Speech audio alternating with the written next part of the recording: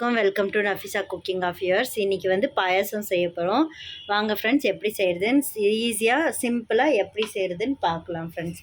ரொம்ப டேஸ்டியாக முதல்ல வந்து நெய்யை போட்டுக்கணும். அதுக்கப்புறமா அன்கத்தா முதல்ல ஏலக்காய், லவங்கம், பட்டை 3 போட்டுக்கலாம்.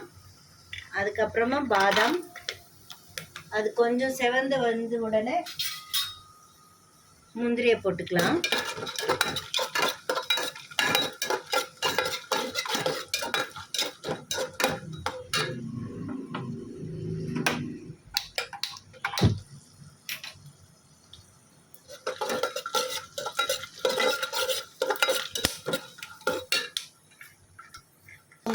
இப்போ முந்திரியை போட்டுக்கலாம். நல்லா செவந்து வந்துருச்சு. இந்த ஸ்டேஜில் வந்து அடுப்பு கம்மி பண்ணிவிட்டு கொஞ்சோண்டு தண்ணியை போட்டுக்கோங்க.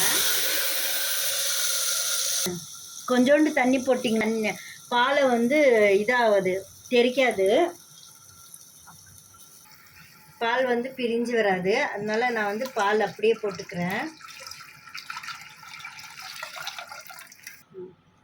1 லிட்டர் பால் போட்டிருக்கேன். காய்ச்சின பால் இல்லை, காய்ச்சாமல் அப்படியே போட்டிருக்கேன். இந்த ஸ்டேஜில் 1 லிட்டர் பாலுக்கு நான் வந்து 15 கிராம் சேமியா போட்டிருக்கேன்.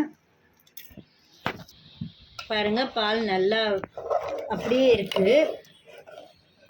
தண்ணியை கொஞ்சம் போட்டிங்கனாக்கா போதும். கொஞ்சோண்டு தண்ணி தான் போடணும். போட்டிங்கனாக்கா பால் வந்து தெரிக்காது, அது பிரிஞ்சு வராது. இப்போ வந்து மூடியை போட்டுடலாம். ஒரு 10 நிமிஷத்துக்கு மூடியை போட்டுடலாம். பாருங்கள் ஃப்ரெண்ட்ஸ், நல்லா சேமியா வெந்து வந்துருச்சு. இப்போ வந்து கரெக்டான ஸ்டேஜுக்கு இந்த ஸ்டேஜில் சர்க்கரை போட்டுக்கணும். முதலே போட்டிங்கனாக்கா உங்களுக்கு வந்து சேமியா வேகாது.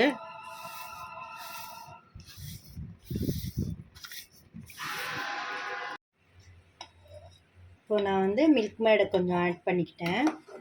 மில்க் மேட் ஆட் பண்ணிவிட்டு அவ்வளோதான் ஆயிடுச்சு. இப்போ வந்து வாங்க பரிமாறலாம். அவ்வளோதான் ஃப்ரெண்ட்ஸ், ஆயிடுச்சு. எல்லாமே சுட சுட பாயாசம் ரெடி.